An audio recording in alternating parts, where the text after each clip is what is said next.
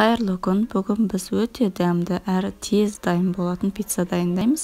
Ең алдымен 4 қасық майонез, 4 қасық қаймақ, 2 жұмыртқа, кішкене тұз, 7 қасық ұн қосып, жақсылап қамырымызды илеп аламыз.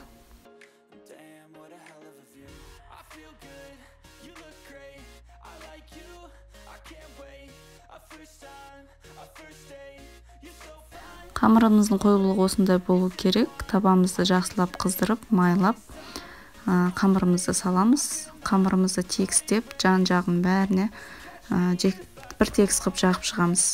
Одан кейін бетіне кетчупымызды тоже жағып шығамыз. Жақсылап шұжығымызды, помидорымызды қойып, бетіне сырымызды сеуіп, бетін жауып, жай отта 7-8 минутқа қойып қоямыз.